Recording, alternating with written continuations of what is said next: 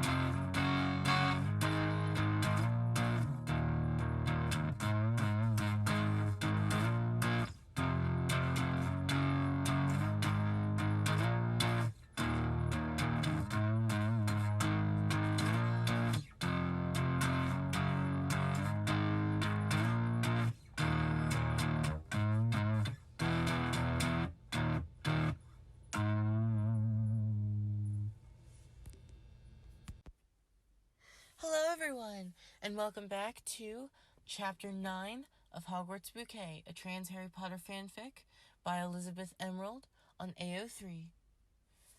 Chapter 9 is titled The Watcher's Words. Minerva woke up the next morning, again in Poppy's company.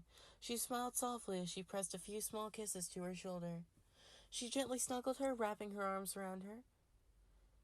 Poppy murmured softly, still asleep, maybe this is worth the struggle they've been through the past few decades. Her warm feeling evaporated as an owl dove into the hospital wing and dropped a letter on her face. She sat up, annoyed as the owl hooted several times before flying out again. Poppy sat up, muttering as she wiped sleep from her eyes. Both women struggled to focus on the letter for a moment before their hearts stilled. The letter was from Arabella Figg. They looked at each other, worry clear on both of their faces. Poppy got out of her bed and threw on her dressing gown. She muttered as she left that she was checking on Rose. Minerva wrapped her own gown around her shoulders as she quickly opened the letter. If Arabella was reaching out to her again because she noticed that the child she was tasked with watching had disappeared, Minerva couldn't be able to respond like she had last time. She had wiped Arabella's memory. She was terrified what the letter could contain. She took a deep breath and read the letter, her eyes rapidly flicking across the parchment. Then she read the letter again. And again. She shot up from Poppy's bed, grabbing her clothes. "Poppy!" she called. Poppy ran back into the room, grabbing some of Minerva's clothing and helping her get dressed again. She straightened Minnie's hair while they spoke. "Arabella sent the letter not just to me, but to half a dozen different members of the Order of the Phoenix. We are to meet in Dumbledore's office in a few minutes. She says she thinks that Potter has disappeared and is angry that Albus is not responding to her letters with anything but platitudes. She sent the letters to so many people, so there is no chance of anyone ignoring them." "So you're heading to the meeting now?" "Yes. How is Rose?" "Still asleep, though probably not for long." They could both hear Posy yawning and stretching in the sitting room. "Keep her here," Minerva ordered. "If anything happens, use the flue. Take her to the cottage. Only you and I know where it is now, and even Albus won't be able to get the location out of me." "Okay," Poppy nodded, her voice firm, though Minerva could see the shine of tears starting in her eyes. "As soon as you can, tell me what you can discuss." "Of course. No matter what, I won't let Rose get hurt again."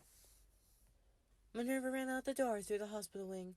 She slowed when she was in the hall, not willing to let on the real cause of her anxiety. When she was outside the headmaster's office, she barked out the password to the gargoyle and hurried up the spiral staircase. Dumbledore's office was already quite crowded by the time she stepped inside. Even as she nodded to those already there, Albus's fireplace flared green as another flew into the office. Arthur Weasley quickly dusted ash off himself, the same letter held tightly in his fist. Daedalus Diggle, Elphias Doge, and Sturgis Podmore were already there, and each returned Minerva's nod. "What's the meaning of this, Dumbledore?" Arthur asked. Albus took a breath to answer, but Elphias spoke up first. Arabella has been faithfully watching the Potter boy for most of the past decade. You told her to report if there were any problems, and yet she sent us all a letter that said that she's noticed that Harry has been mistreated by his relatives, and now she fears he's disappeared, and you've done nothing. The headmaster again looked ready to say something when Daedalus spoke up. She's hardly the type to risk word getting out over nothing. Any of these letters could have been intercepted by the Daily Prophet. Then word would be all across the wizarding world that Harry Potter was abandoned to muggles. Thank you. Dumbledore spoke up over any further objections. As I have assured Mrs. Figg multiple times, Harry is safest with his relatives. I believe that they have merely grounded the boy, and due to the summer vacation, Arabella simply hasn't noticed him come or go. We should still verify ourselves, Arthur said. At the very least, we can confirm that he's safe and healthy with his relatives, and then reassure Mrs. Figg. The last thing we want for her is to continue thinking her concerns are being ignored and not raise a bigger fuss. She could send the letter directly to the prophet herself, or to Fudge. At the mention of the Prime Minister, Dumbledore seemed more willing to relent to the demands. Molly and I can go check up on him, Arthur offered. No, Arthur, I can't ask you to do that, Dumbledore said. You already have so much to do with your work at the Ministry, and you and Molly should be allowed to focus on getting your brood ready for the coming term. Minerva watched Arthur grimace. He hated being talked down to, and she was sure that he was privately seething at the idea that he and Molly wouldn't be able to spare some time for the cause, especially considering how much they had already given for the cause. What about Remus Lupin? He was close friends with the Potters. He would be more than willing to check up on their son. How exactly do you think Fudge would react if he found out we sent a werewolf to check up on the boy who lived? Albus immediately shot down Lupin. Minerva was beginning to see the pattern of his dismissals. Everyone suggested so far were people who would react most strongly to finding out how Rose had actually been treated. Molly and Arthur would have adopted her on the spot. Remus may have been the cool head back when the Marauders terrorized Hogwarts with their pranks, but Minerva knew he could be anything but calm when his pack is threatened. The Dursleys would be lucky to escape the encounter with all their limbs attached. She needed to take control of the conversation before Dumbledore nominated someone who wouldn't raise a fuss, someone he could control, or someone who would outright lie about visiting, or, heavens forbid, Mundungus Fletcher. What if we send an aura?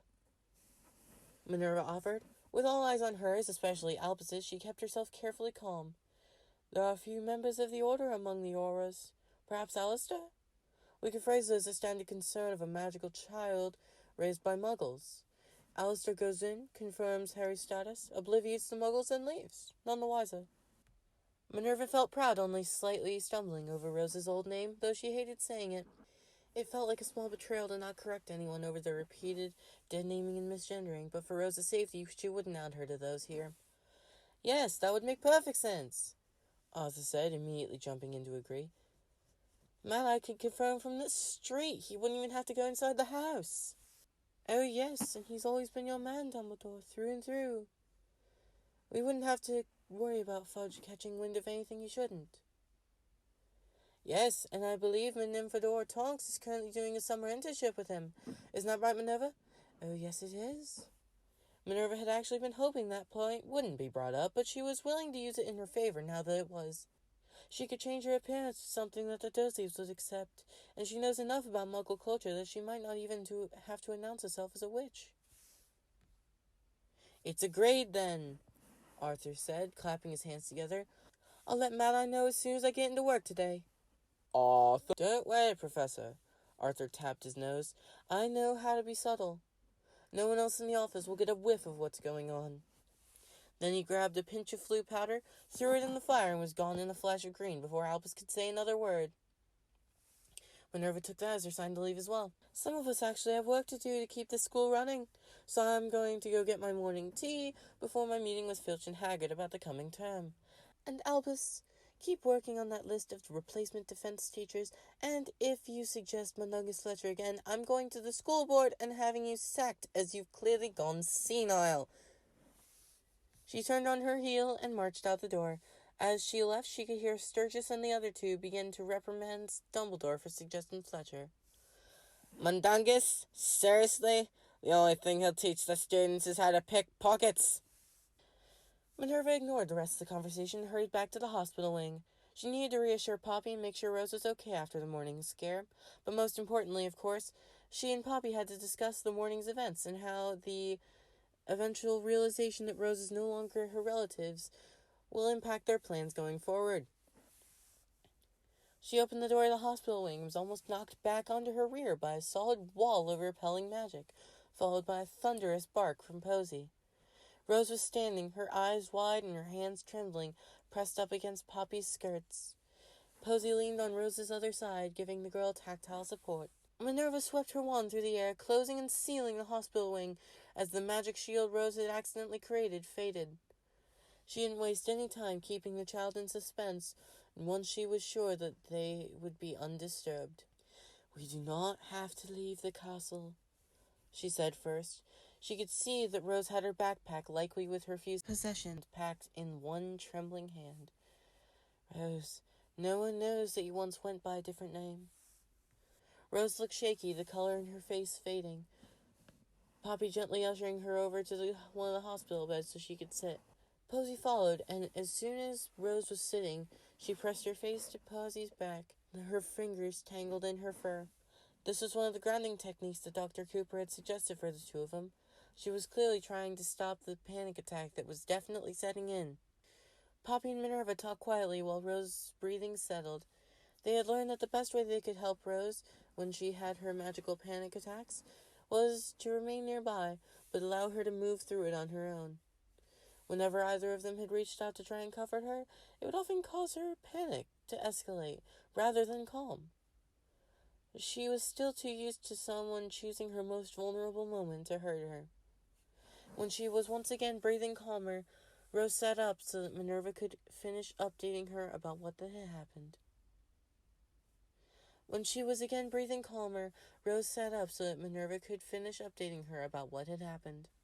"Rose, Mrs. Fig hasn't seen you in a few weeks, and I erased her memory so she doesn't remember that I came and took you away, that you're safe."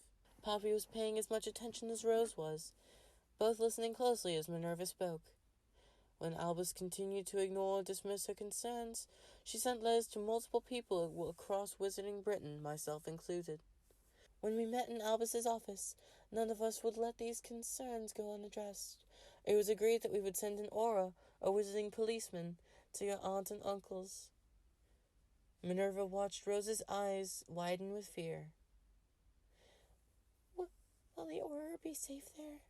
Rose asked. Poppy squeezed her eyes shut while Minerva took a moment to answer. Even when she was terrified of her relatives hurting her, she was still worried about the safety of the person going to confront them.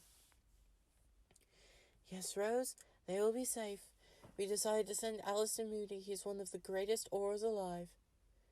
Poppy's eyebrows rose when she heard who would be going and smiled. "Now, they are going to figure out that you are not living there anymore, but everyone in the castle already knows you as Rose Pomfrey, so they won't suspect you at all. What your Aunt Minnie is trying to say is that we will keep you safe. No matter what happens, we won't ever let you go back to your relatives again, okay?" Rose gave a small nod, tears in her eyes, though a smile on her lips, as she grabbed the two witches in a tight hug. Thank you for listening to this chapter. Have a wonderful day, and thanks for watching.